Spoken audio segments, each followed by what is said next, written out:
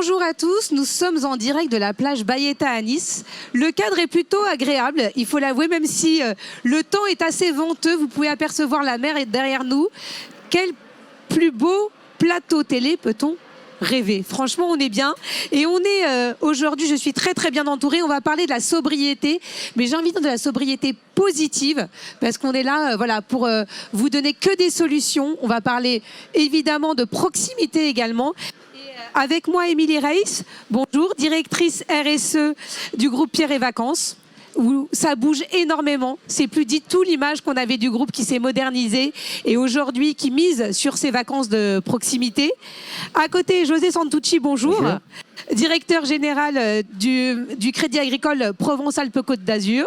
Et juste à mes côtés, Marlène Dolvec, directrice générale de SNCF Gare et Connexion. Et là aussi, la gare n'est plus uniquement un lieu où on va prendre le train, mais c'est devenu un véritable lieu de vie. Et on va commencer peut-être avec vous, parce que c'est vrai qu'avant, bon, on allait prendre son train, c'était l'objectif. À la limite, on prenait un petit café avant. Et maintenant, vous avez mis en place, et depuis plusieurs années, hein, c'est pas tout récent, mais plein de nouveaux services, y compris dans la mobilité.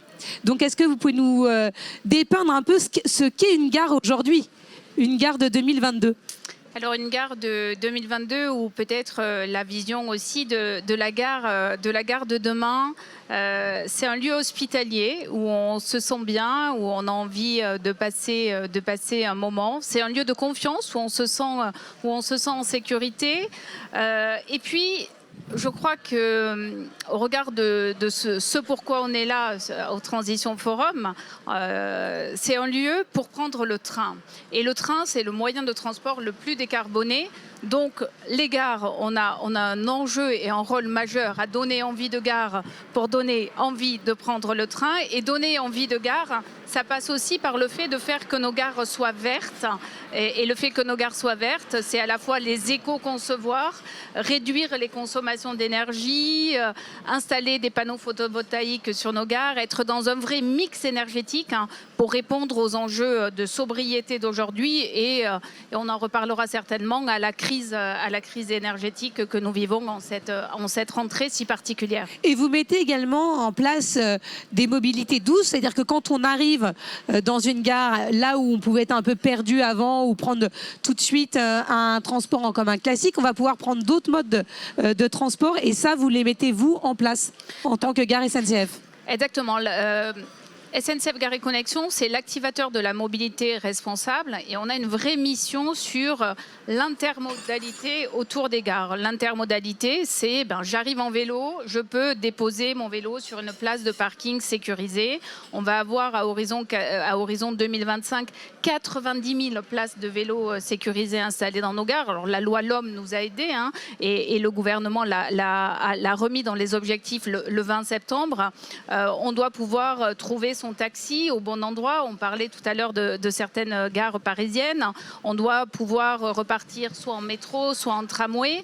Mais demain, c'est peut-être aussi des hubs, des stations de service pour que le futur métro, le futur bus hydrogène ou au biocarburant puisse se recharger dans la gare, que le taxi qui circule avec une voiture électrique puisse se recharger dans la gare sur une borne de recharge de voitures électriques. Et c'est vraiment toute cette réflexion avec cette infrastructure cœur que sont les 3000 gares françaises qui sont quelque part l'intégrateur de la mobilité, du mieux de mobilité demain, avec le train en figure de proue, parce qu'on sait tous aujourd'hui, les jeunes nous le disent, et d'ailleurs certains prennent aujourd'hui quasiment plus que le train. Il y a un vrai report modal de la voiture vers le train. Et on l'a vu d'ailleurs ce matin avec la jeune start-up Midnight Train qui veut réinventer les trains de nuit, donc où vraiment le train va être au cœur de tous nos déplacements. Est-ce que aujourd'hui vous travaillez en amont avec les collectivités pour développer toute cette intermodalité dont vous parliez? On était ce matin avec le maire de Nice, une réunion incroyablement intéressante où on réfléchissait avec lui comment faire que la gare de Nice Saint-Augustin, qui est juste à côté côté de l'aéroport soit la plus adaptée à ce que la ville recherche en matière de services de proximité. Quels sont les commerces ou quels sont les services qu'on pourra mettre à l'intérieur de cette gare? Comment partira-t-on de cette gare? Et on a d'ailleurs pensé à ce que cette gare soit aussi la plus écolo possible, hein, avec nos filiales d'architecture et toutes les équipes qui étaient incroyablement motivées pour conceptualiser cette gare bas carbone, hein, qui pourrait être un exemple ici à Nice. Est-ce que ça veut dire que demain, la gare pourra être un lieu où on ne prend pas forcément le train? Eh bien, la gare, évidemment, ça doit être un lieu où on ne prend pas forcément le train. Les gares sont dans les villes et puis on encourage avec les territoires le fait de redonner de la vie à nos gares. Eh bien, on a des commerces de circuits courts, des marchés devant nos gares, des solexeries, on a installé des guinguettes. Et là, finalement, c'est redonner de la vie à la gare, remettre la gare dans une certaine centralité, finalement, la gare dans la place du village, hein, la gare centrale, comme dans beaucoup de capitales du monde, on parle de la gare centrale et finalement il y a donc un certain sens de la centralité de la gare. Émilie, est-ce qu'on vient dans vos établissements en train? Et justement, est-ce qu'il y a des synergies que vous créez avec la SNCF pour avoir ce tourisme plus vert et en tout cas plus de proximité? On est en train de travailler en partenariat avec la SNCF justement là-dessus. Nous, on est en effet des destinations qui sont proches donc de proximité. Hein. En général, les clients qui viennent chez Pierre et Vacances font en moyenne 500 km. Ils sont beaucoup plus proches. Cette moyenne, elle est peut-être altérée par des personnes qui viennent de très loin, comme les Anglais qui peuvent venir sur nos destinations alpines. Mais chez Center Parcs, on est à 250 km. Donc on est vraiment, on n'est pas le leader de tourisme de proximité pour rien. On est vraiment sur les territoires. Et pour vous répondre à votre question, c'est un de nos grands challenges de faire préférer une alternative à la voiture à nos clients. Et on est déjà bien placé, notamment sur la montagne. On a eu 30% de nos clients qui sont venus l'hiver dernier en train. Il y a quand même, ça c'est déjà une bonne chose, mais il y a de grosses marges de progrès. Notamment, il faut vraiment restituer le client, vous en parliez beaucoup, au centre de son parcours. C'est comment est-ce que je fais avec des enfants, quand je pars une semaine en vacances, avec des bagages, pour aller vraiment de chez moi jusqu'à cette logistique qu'on dit souvent du dernier kilomètre. Et c'est pas les mêmes opérateurs en général sur tout le long du trajet. Donc il y a des gros efforts qui ont été faits, notamment vous en parliez tout à l'heure sur les applis qui disent que je peux avoir avec la SNCF vraiment un parcours de bout à bout. Ça c'est vraiment une première chose qui marche très bien. Et on travaille aussi nous avec des startups qui sont très innovantes, qui vont aussi mutualiser l'ensemble des offres de mobilité comme Tic Tac Trip. Et en fait, nous, c'est la vocation qu'on veut se donner aussi. Nous ne sommes, entre guillemets, qu'hébergeurs, mais en fin de compte, dans cette grande transition vers des modes de vie plus sobres, mais une sobriété désirable, hein, une sobriété heureuse. C'est ce que j'ai, une sobriété positive. Voilà. Eh bien, on a notre rôle à jouer, en dehors même, au-delà même de notre rôle d'hébergeur, pour faire préférer une alternative moins carnée, moins carbonée, par exemple, en termes de restauration. Donc ça, on y travaille avec nos partenaires restauration, travailler sur les filières courtes. On a vraiment réussi à faire un pas en avant sur le Center Parcs de Lot-et-Garonne, qui est quand même un lieu, le maraîchage français, et on offre vraiment une grande partie des légumes et des fruits qui sont locaux. Et ça, nos clients aiment. Donc, toute cette démarche vers la sobriété, elle ira en partenariat, en coopération avec eux, et sans parler on ne peut pas parler de sobriété sans parler de sobriété énergétique, où on se doit, nous, de travailler sur la rénovation, mais aussi les 19 degrés qui vont être pratiqués dans nos appartements. Il faut que les clients soient eux-mêmes disciplinés et volontaires sur ce sujet-là, parce qu'on sait à quel point parfois en tant que citoyen on a de grandes velléités, mais quand on arrive sur son lieu de vacances, on va descendre à la réception pour demander un peu plus de chaleur dans son hébergement. José, vous êtes sans doute au milieu de ces deux grands acteurs. Vous aussi, le Crédit Agricole, c'est connu d'ailleurs quand on demande ce qui caractérise le Crédit Agricole, c'est la banque de proximité. Ça, vous l'êtes depuis toujours. Donc, comment vous vous adaptez justement à cette sobriété, à ces nouveaux usages de mobilité ? Parce que vous êtes déjà la banque de proximité. Comment vous pouvez accompagner ces transformations ? Effectivement, on est déjà la banque de proximité, ce qui est un atout pour les clients, puisqu'on est en circuit court et on parlait tout à l'heure de la gare centrale des villes. Nous, on est centraux dans les villes et dans les villages, avec une présence très dense, effectivement. Et je crois qu'on vous parliez d'histoire, on a eu un slogan qui était « Le bon sens près de chez vous ». Qui est certainement encore plus d'actualité aujourd'hui parce que cette notion de sobriété, je vais même plus loin, je pense qu'on a devant nous un défi qui est de réinventer l'économie, de réinventer la société.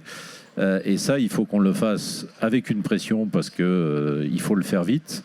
Mais il va falloir le faire avec beaucoup de bon sens et de pragmatisme. Et vous échangez entre vous, là, vous êtes quand même 3 gros acteurs, voilà, qui ont un vrai impact dans la vie des Français. Est-ce que vous échangez avec la SNCF ? Est-ce que vous échangez avec les gros acteurs du tourisme comme Pierre et Vacances ? Nous, par exemple, quand on parle de la proximité de nos agences, dans l'entreprise, quand j'ai fait mon bilan carbone, le sujet, c'est surtout le déplacement des collaborateurs de leur domicile au lieu de travail. Donc on réfléchit pratiquement comment on va faire. On a une superbe start-up au village à Sofia qui a développé un programme au moins pour analyser quels étaient les déplacements domicile-travail des salariés d'une manière générale et que bien sûr on a appliqué pour notre entreprise.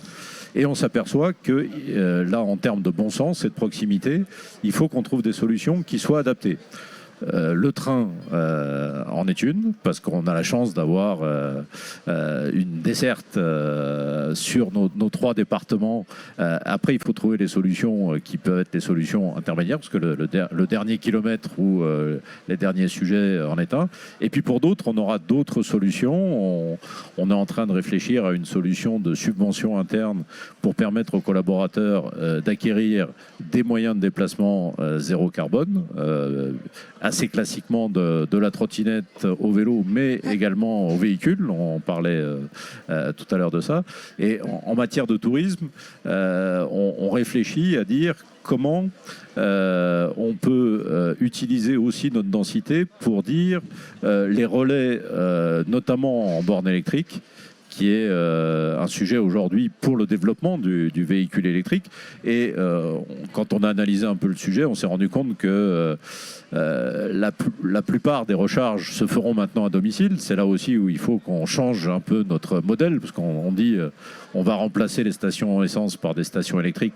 La réalité, c'est pas celle-là.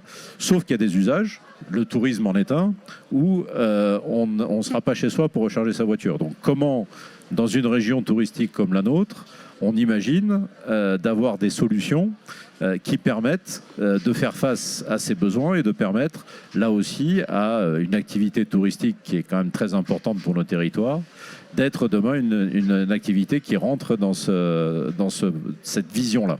Parce que le Crédit Agricole, vous le disiez, c'est évidemment penser à la mobilité de ses salariés, mais c'est aussi investir dans les solutions innovantes qui vont permettre d'avoir une meilleure proximité, une meilleure mobilité aussi.